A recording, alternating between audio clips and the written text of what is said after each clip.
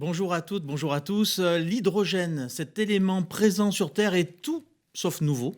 Mais les plans de relance européens, à commencer par celui de la France, qui va y consacrer 7,2 milliards d'euros d'ici à 2030, dont 2 milliards d'euros seulement pour d'ici 2022, visent à faire émerger une filière économique autour de la production d'un hydrogène vert et vertueux, dans sa production en tout cas. Faut-il croire en l'avenir de ce vecteur énergétique qui nécessite de l'énergie pour être produit? Un challenge dont nous allons discuter avec Stéphane Mangino, responsable pôle mobilité chez Dynamics, filiale d'EDF spécialisée sur l'hydrogène. Thomas Ferrinck, qui est référent régional hydrogène de l'ADEME, l'Agence de l'environnement et de la maîtrise de l'énergie.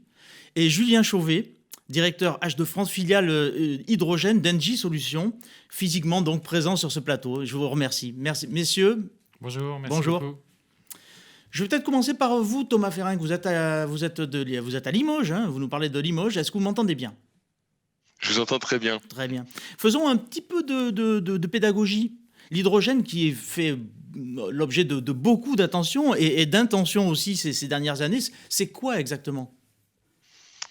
Alors l'hydrogène, ou plutôt le dihydrogène d'ailleurs, puisque c'est un gaz composé de deux atomes d'hydrogène, il est très peu présent dans l'atmosphère sous cette forme brute. Il est souvent adossé à d'autres atomes. On le retrouve sous les océans sous forme brute, mais c'est difficile de l'extraire et voilà, il faut mettre en place des conditions logistiques poussées. Donc, pour l'utiliser, il va falloir le produire. Aujourd'hui, dans le monde, on en consomme environ 50 millions de tonnes et, Uniquement et 1 l'industrie, je million. crois, hein.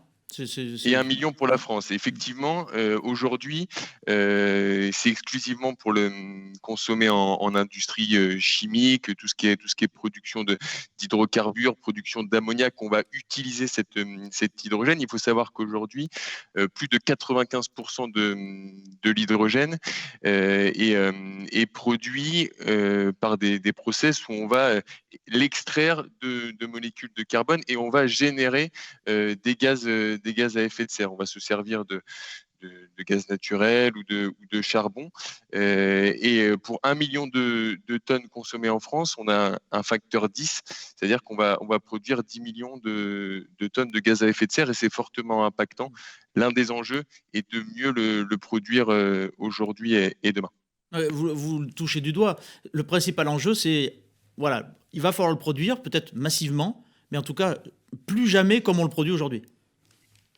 Alors effectivement, il y a plusieurs enjeux et puis j'en citerai quelques-uns. Les enjeux qu'identifie l'ADEME et puis plus largement la stratégie nationale qui a été adoptée en 2020 et qui trace, on va dire, la trajectoire de déploiement de la filière à horizon 2030. Le premier, c'est de mieux le produire. On mise sur un procédé d'électrolyse de l'eau. On va produire de l'hydrogène à partir d'électricité, si possible renouvelable, et d'eau. Et ça va permettre de décarboner premièrement les process industriels que je citais précédemment. Ça, c'est un premier enjeu. On a aussi un second enjeu. On a vu produire de l'hydrogène à partir d'électrolyse. Et derrière, si on fait l'équation inverse, on appelle ça la pile à combustible, on va pouvoir produire de l'électricité par l'intermédiaire de cet hydrogène et notamment l'utiliser dans des moteurs électriques. Et l'ADEME cible une utilisation en mobilité lourde pour avoir zéro émission de CO2 à l'usage. L'hydrogène a une autonomie énergétique assez élevée et intéressante, c'est-à-dire que ça va produire beaucoup d'énergie pour un volume assez faible où on peut embarquer l'hydrogène dans les véhicules. Et donc, on cible des usages bus, par exemple, cars demain, camions, bennes à ordures ménagères, etc. Et le troisième enjeu aussi, c'est important, ça fait écho à la stratégie nationale, c'est de déployer cette filière et ces technologies qui s'appuient dans la mesure du possible sur du Made in France et que ça puisse créer et générer des emplois et des compétences locales. Ça tombe bien, on a 2 acteurs de cette filière-là sur le plateau, mais j'y reviendrai. En quoi, justement, on a 2 acteurs, mais en quoi l'ADEME peut être aussi, peut jouer un rôle d'acteur, d'accélérateur dans le développement de cette filière de production et même d'utilisation d'ailleurs? Alors, l'ADEME, tout d'abord, hein, on accompagne le déploiement et la structuration de cette filière à l'échelle nationale depuis 10 ans. Maintenant, aujourd'hui, hein, il y a un changement d'échelle, hein, on passe sur des technologies matures et on est opérateur de l'État, hein, sur une partie des outils de financement qui visent à déployer cette filière, en lien d'ailleurs, hein, avec le plan de relance, et on fait la promotion de plusieurs dispositifs. J'en citerai deux, hein. Le premier, hein, qui s'appelle, enfin, qui est un appel à projet, on accompagne sous forme de subvention. Il est doté de 275 millions d'euros à l'échelle nationale.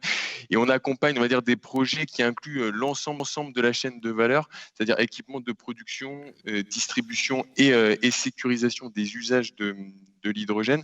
On vise des tailles de projets qui permettent d'atteindre une compétitivité à court terme de ce vecteur hydrogène, et en s'appuyant, c'est évidemment dans la mesure du possible sur de l'électricité renouvelable. Ça, c'est le premier dispositif. Le second, parce que voilà, sur certaines briques de la chaîne de valeur hydrogène, on s'aperçoit qu'il y a encore besoin de, de monter en compétences, et on est Oui. encore sur des phases d'innovation.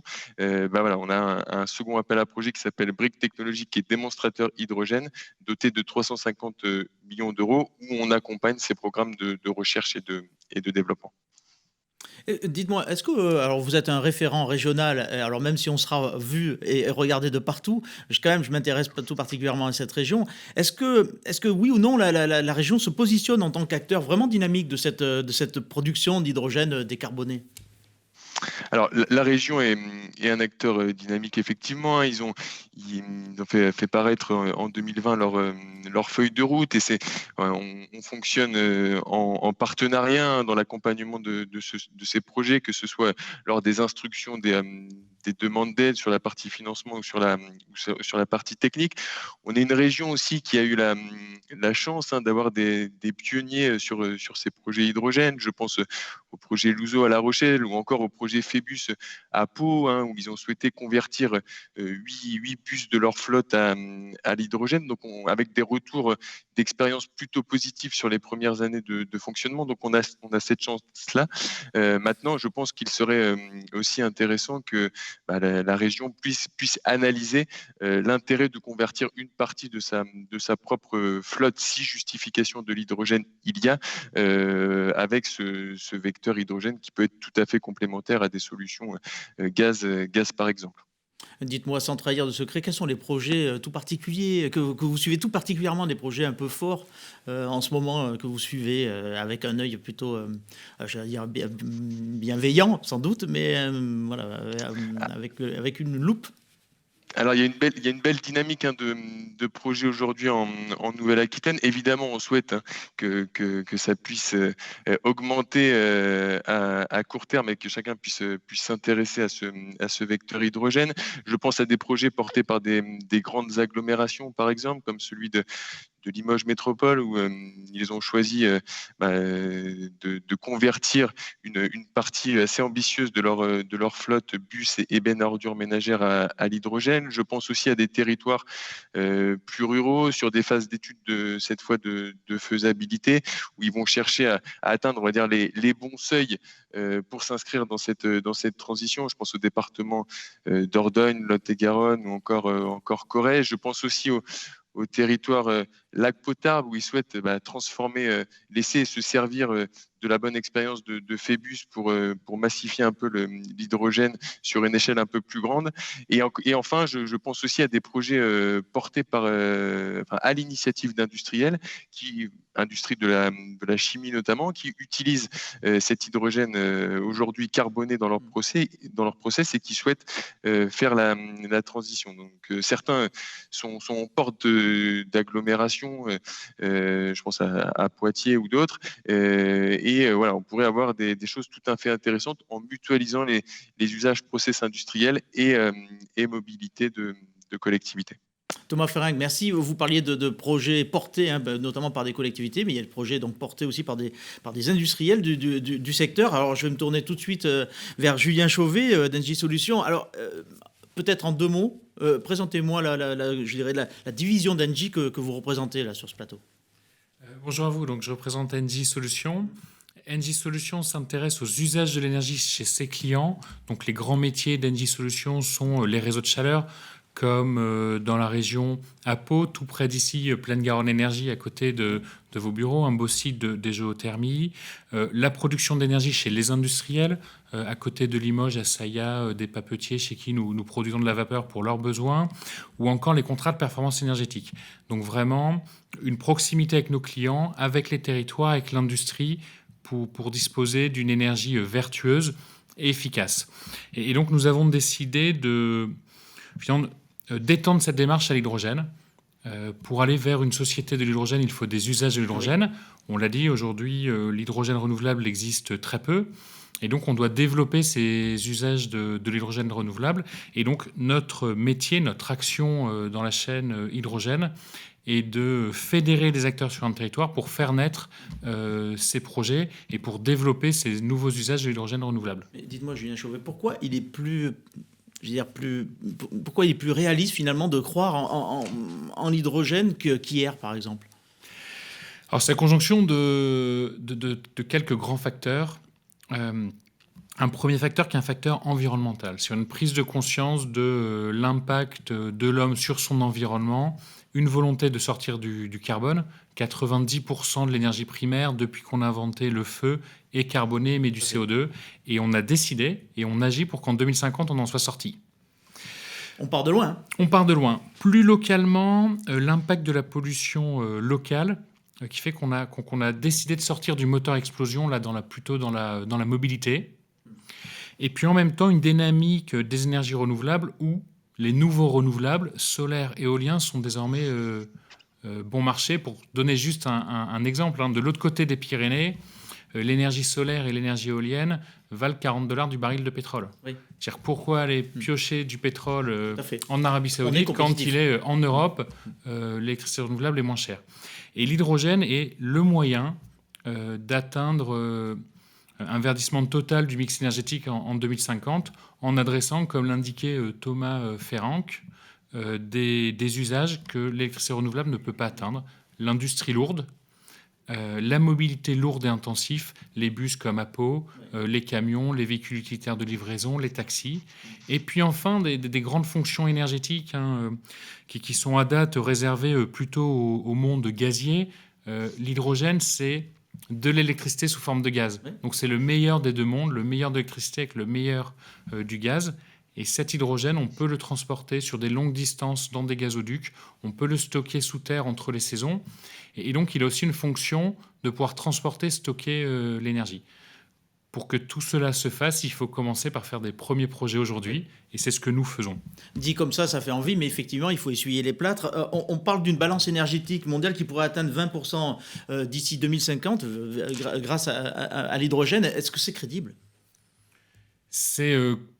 Oui, c'est crédible.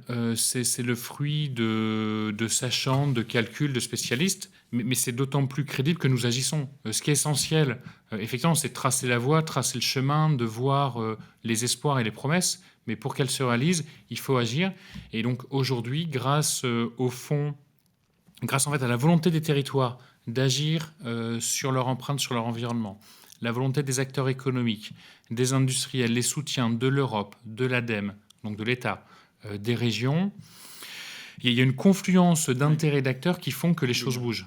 Et donc on fait ces premiers pas, ces premiers pourcents, ces premiers millièmes qui nous amèneront aux 20%. Mais ce qui est vraiment important, c'est d'agir aujourd'hui. Il faut amorcer la pompe. Il faut l'amorcer. Ça ressemble à quoi un bon projet pour vous justement dans ce domaine ? C'est justement c'est la pompe qu'on amorce ou c'est le méga bon projet en fait c'est le projet trop petit puisque c'est le projet qui a réussi.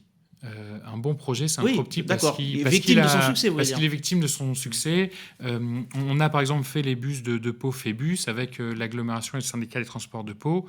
L'agglomération de Pau souhaite aller plus loin, c'est un succès. On va démontrer dans la région avec Siemens, Smurfit, à côté de Limoges, un projet qui s'appelle iFlex Power. On va faire tourner des turbines à gaz à l'hydrogène renouvelable.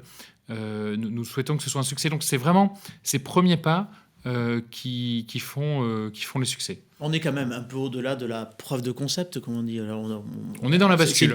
C'est une technique finalement qu'on maîtrise. Ce qu'on ne maîtrise pas, c'est la maîtrise du prix de l'hydrogène. Ce qu'on doit encore maîtriser, c'est la maîtrise du prix qui va venir par le passage à l'échelle, par des projets de plus en plus grands. En fait, une station hydrogène comme celle de Pau, imaginez que c'est une station essence de village, puisqu'en fait, la quantité de carburant délivrée équivalente à celle d'un village, qui a sa raffinerie verte sur place. En 1920, au tout début du pétrole, parce qu'on est au début de l'aventure. Donc forcément, c'est encore cher et compliqué, et nous sommes en train de faire grandir ces sujets. Ouais. L'autre enjeu, c'est effectivement qu'il y ait plus d'usage, donc qu'il y ait plus de véhicules disponibles, plus de chimie, de process qui utilisent cet hydrogène pour que la filière grandisse. On y reviendra sur les usages. Stéphane Mangino, vous représentez donc Aenamix, une filiale d'EDF spécialisée dans cet hydrogène, justement, décarboné. Dites-moi, vous avez la même définition du bon projet ? On a forcément quelques points communs sur la vision des Oh, projets. je me doute bien, oui. On a deux acteurs. Des métiers similaires. Après, il y a beaucoup d'ingrédients pour faire un beau projet. J'ai envie d'en retenir 3 principalement. Le premier, je dirais, c'est la rencontre entre des acteurs engagés sur une volonté commune de décarboner. Alors, ça a l'air évident de dire ça, mais monter un projet, c'est un long processus. Il y a pas mal d'obstacles. Ça peut être long, ça prend plusieurs années. Donc, je crois que la base, c'est vraiment d'avoir une approche partenariale et une volonté commune de décarboner. Après, si je devais retenir un autre point pour un bon projet, je dirais que c'est une bonne adéquation entre un potentiel de consommation et des capacités de production. Monsieur Chauvet l'a un petit peu dit. Il faut trouver le socle d'un projet, ce sont vraiment les usages. Donc, il faut avoir des engagements forts en termes d'usage pour monter un projet. Et puis, en face, il faut optimiser les capacités de production pour que l'équation se fasse bien entre une rencontre d'un consommateur ou 2 consommateurs, parce qu'on peut avoir plusieurs consommateurs sur un même projet, bien entendu, et puis un producteur. Et puis, le troisième point qui me semble important, c'est de réaliser une bonne équation financière pour qu'un projet soit viable, tant pour les clients d'hydrogène que pour le producteur. Et autrement dit, ça veut dire aller chercher des financements, on l'a un petit peu évoqué. Oui. Il faut aller chercher des financements auprès de la région, auprès de l'ADEME, M. Ferenc, et on a parlé, et puis également auprès de l'Europe. Donc, il faut que ces projets soient aidés pour le moment. Je pense qu'à terme, les aides diminueront, mais aujourd'hui, on a besoin d'aide pour faire un projet. On a besoin d'usage et d'aide. Et je pense que si on coche ces 3 éléments-là, on n'est pas loin de tenir un bon projet. Le bon projet. Alors moi, je vais vous poser une question un peu de consommateur lambda, dans le fond. Est-ce que finalement, l'offre ne devrait pas précéder la demande ? Est-ce qu'il ne faudrait pas parier c'était en ce sens que je vous interrogeais d'ailleurs tous les deux. Est-ce qu'il ne faudrait pas parier et aller vers de très gros investissements en allant plutôt vers de la grosse production de masse, en anticipant, quitte à perdre de l'argent au départ, mais en anticipant la demande ? J'ai peur qu'on court en permanence derrière la demande. Alors, c'est un peu l'histoire de l'œuf et la poule, ce que vous racontez. Oui. Est-ce qu'il faut d'abord produire et puis ça fera venir les usages, ou est-ce qu'il faut d'abord des usages et après on produit ?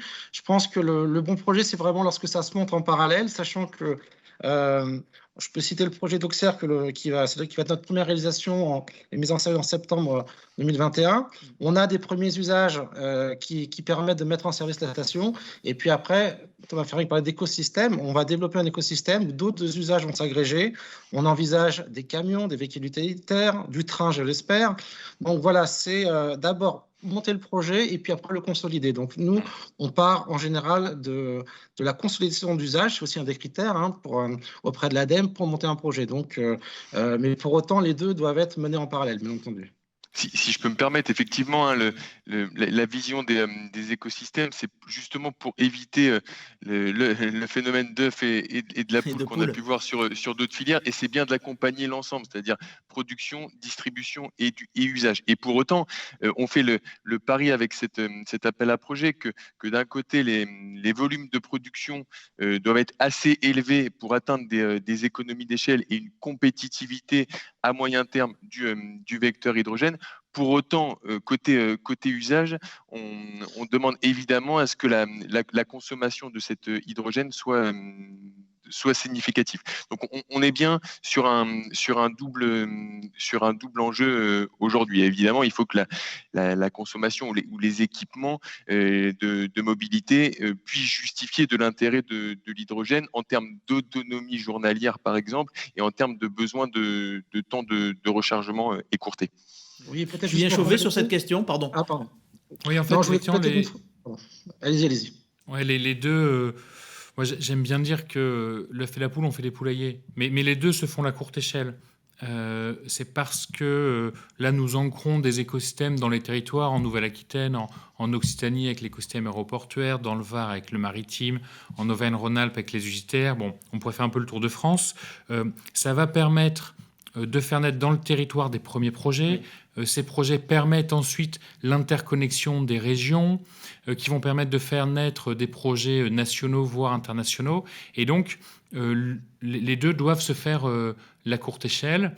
Et c'est un côté qui est très pragmatique dans la filière industrielle et hydrogène française. C'est de promouvoir ces écosystèmes et c'est qu'on appelle aussi vallée hydrogène en jargon européen. Les deux parlent. Et de dire, les deux doivent aller de pair. Oui. Parce qu'on ne peut pas s'attendre, mais on ne peut pas non plus attendre l'autre. Bien sûr. Je comprends très bien. Dites-moi, Stéphane Mangino, vous vouliez rajouter quelque chose, mais j'aimerais aussi que vous précisiez, parce que je ne vous l'ai pas demandé, Dynamics, c'est quoi son... On connaît EDF, on connaît Engie, mais Dynamics, c'est quoi votre mission en fait? Alors, vous l'avez dit en introduction, hein, Dynamics, c'est la filiale spécialisée Oui, dans c'est une l'hydrogène filiale. d'EDF. Oui, tout à fait, créée en 2019, mais qui est le fruit d'une longue réflexion de la part d'EDF. Donc, notre mission, elle est simple, hein, sur le papier, elle est d'accompagner nos clients et les acteurs dans leur transition énergétique. Donc, ça veut dire, on l'a un petit peu évoqué, aider les acteurs de la mobilité à se décarboner, aider les acteurs de l'industrie à se décarboner en France, où on est né en France, mais on a également une filiale en Allemagne. On s'intéresse à l'Europe, la Belgique, l'Angleterre, l'Italie notamment. Donc, voilà, notre mission, c'est de produire et de commercialiser de l'hydrogène décarboné produit par l'électrolyse de l'eau pour qu'effectivement cet hydrogène soit décarboné. Donc, c'est accompagner nos clients dans leur processus de transition énergétique. Et dites-moi, je vois que vous êtes présent à l'étranger. C'est pas faire un jour aussi de rappeler qu'Engie aussi est présent à l'étranger. Si on benchmark, si on regarde un petit peu ce que font nos voisins, voilà, sur cet hydrogène, comment on est par rapport à nos voisins? La France est en avance, en retard, je veux dire, au même niveau, au même rythme que les autres? On est bien. Non, C'est on est rassurant. bien. Je pense qu'à l'échelle, il y a 3 grandes régions mondiales. On voit effectivement l'Asie, et notamment Japon, Corée, Chine, qui avancent énormément dans ces systèmes très dirigés, très étatiques, planifiés, technologiques. On voit aussi des grands projets qui arrivent aux États-Unis, des déploiements de mobilité aux États-Unis dans les zones très ensoleillées. Donc on a, vous parliez d'international, on a des beaux projets au Chili où l'hydrogène va faire partie de la transition énergétique du Chili pour fermer ses centrales à charbon et les convertir. En Afrique du Sud, en Australie. Et il y a l'Europe. Et en Europe, la France fait partie des grands pays européens, des grands pays qui avancent et qui avancent sur 2 pieds assez concrets. Ce pied d'écosystème, qui est dire comment on déploie les usages avec les technologies qui existent pour faire les premiers projets, et aussi dans le cadre du plan de relance, un investissement fort de l'État dans la filière industrielle pour qu'en fait ces déploiements bénéficient à la filière. Et on voit derrière nos projets, moi c'est ce qui m'a vraiment surpris. Alors, c'est il y a longtemps maintenant, il y a 4 ans, quand j'ai commencé à faire ce travail. Ce qui m'a surpris, c'est qu'au-delà de la question environnementale, au-delà de la question des politiques de transport, il y a une vraie question de développement économique. Et comment ces projets bénéficient au territoire. On le voit dans le train à hydrogène avec Alstom, on le voit dans l'avion hydrogène avec Airbus. Il y a encore du travail. Voilà, dans la région, il y a une belle start-up à Biarritz, Pragma, qui fait du vélo hydrogène. Pendant le sommet du G7, on a fait la démonstration, Pragma, Engie, de l'intérêt de ce produit pour tous les journalistes, les forces de sécurité. C'était il y a bientôt 2 ans. Donc, mais c'est un point qui est important de dire, ces investissements, ces déploiements se font pour la consolidation, l'évolution et le développement de nos filières économiques. Et je pense que la France, comme l'Europe, ont compris le sujet et l'accélèrent. Stéphane Mangino, on est, je veux dire, il y a comment dire, on est plutôt pas mal, comme le disait Julien Chauvet, en France. Oui, on est pas mal, et puis c'est lié aussi, donc, je dirais, à la volonté de tous les acteurs, mais également aux financements qui sont mis sur la table, à travers les aides gouvernementales. On rejoint quasiment l'Allemagne, je dirais, sur les aides. Alors, tous les projets ne se font pas que avec des aides, mais c'est ce qui va aussi permettre le décollage de la filière. L'idée, c'est de rendre aussi l'hydrogène le plus compétitif possible. Donc, ça veut dire aider tous les acteurs de la filière. Je pense aux fournisseurs d'électrolyseurs, je pense aux fabricants de piles à combustible, je pense aux constructeurs de véhicules. Donc, c'est toute cette filière qui doit émerger et passer à une échelle supérieure et qui va faire baisser les coûts de production et qui va également, donc, je pense que c'est une des clés de la réussite de la filière hydrogène. C'est de Sachant qu'on a des acteurs à tous les étages de cette filière, justement. Oui, il y a un enjeu qui est, je dirais, environnemental, mais qui est économique et sociétal, je dirais, parce que l'idée, c'est des emplois derrière. On parle alors entre 50 et 100 000, voire 150 000 emplois à horizon 2030. Donc, c'est toute la filière. On a des acteurs français. EDF est présent chez McPhy, il est actionnaire de McPhy pour ne pas le citer, mais il y a d'autres fournisseurs, mais on a des fournisseurs de fabricants de piles à combustible. Donc, c'est un enjeu qui est au-delà je dirais, des énergéticiens, qui est sur l'ensemble de la filière. Et c'est la réussite de tous ces acteurs qui va faire décoller effectivement le marché de l'hydrogène et le rendre le plus compétitif. On l'a dit depuis le début de cette table, un des enjeux, c'est quand même donc produire, je veux dire, de plus en plus massivement l'hydrogène, mais le produire de plus en plus massivement et de manière la plus décarbonée possible, c'est-à-dire uniquement d'ailleurs décarbonée, parce que le reste, on sait faire. Alors, vous allez me voir venir, vous êtes une filiale d'EDF, vous êtes un acteur aussi majeur de l'énergie nucléaire, celle qui par définition est décarbonée. Est-ce que c'est pas le principal atout de la France, finalement, ce mix énergétique très favorable au nucléaire encore aujourd'hui? Alors, un petit point, effectivement, en amont, vous l'avez signalé, lorsqu'on parle d'hydrogène décarboné produit par électrolyse de l'eau, ça n'a de sens si l'électricité qui va alimenter l'électrolyseur est elle-même décarbonée. Sinon, il y a un raté dans la chaîne. Moi, j'avais compris, c'est pour vous dire. Non, mais c'est toujours bien de le préciser. Donc, effectivement, on a un mix énergétique en France qui est de base décarboné, donc pas qu'avec le nucléaire d'ailleurs, avec les différentes. Alors, lorsqu'on parle de mix énergétique, c'est la combinaison des différents moyens de production pour justement produire de l'électricité. Et la somme de tous ces moyens fait qu'effectivement, on a une chance en France, c'est que le mix est très décarboné. Donc, de base, on a une solution intéressante. Après, Inamix, comme les autres acteurs, travaille beaucoup sur des projets 100% avec de l'énergie renouvelable.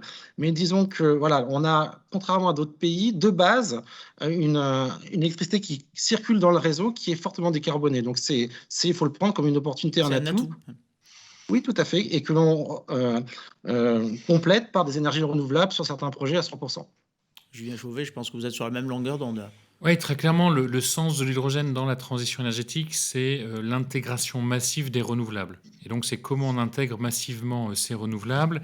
Et effectivement, nos clients, nos parties prenantes, les territoires le voient vraiment tel quel. Et donc, nous adossons nos projets d'hydrogène, des projets renouvelables. Vous prenez les bus de Pau, ils sont alimentés par l'électricité des barrages de la Chème dans les Pyrénées. Et donc, nous sommes dans ces boucles énergétiques locales vertueuses. Ouais. Est-ce que, ça je vous interroge à tous les trois là-dessus, rapidement, dites-moi, est-ce qu'on n'est pas déjà dans l'étape d'après les véhicules légers et électriques à batterie? Enfin, est-ce qu'on n'est pas déjà à l'après-batterie finalement? Si. Est-ce qu'on peut pas, en tout cas, ne pas l'être avec l'hydrogène? Moi, je Pour veux l'instant, bien on parle. répondre là sur ce point-là.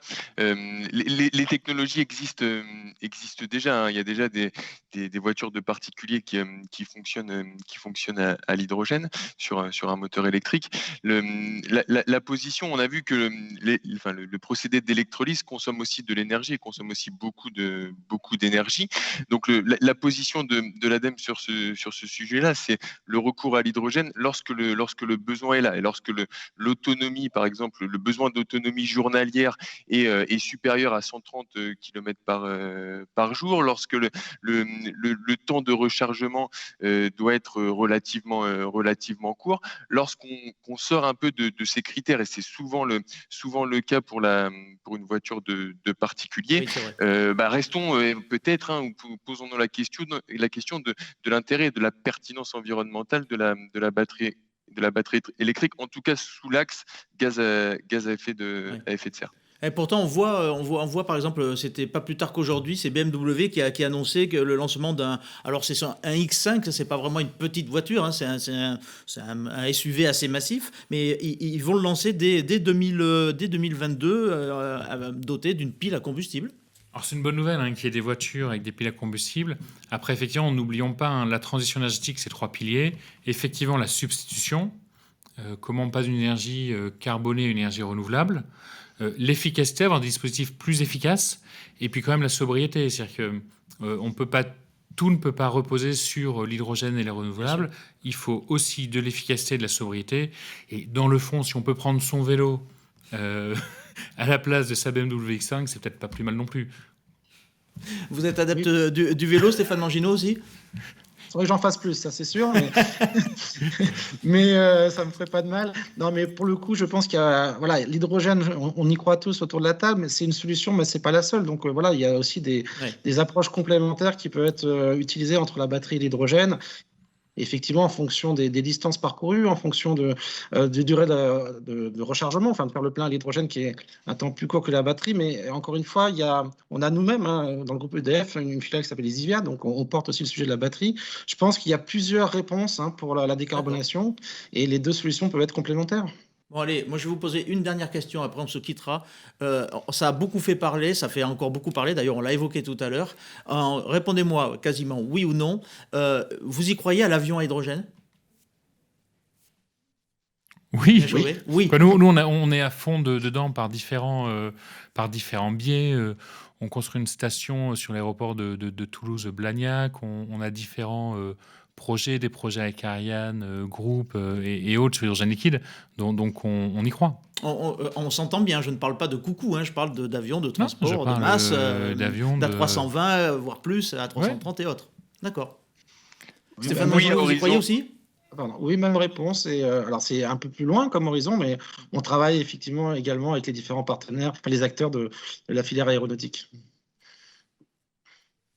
Même question à M. Ferrinck?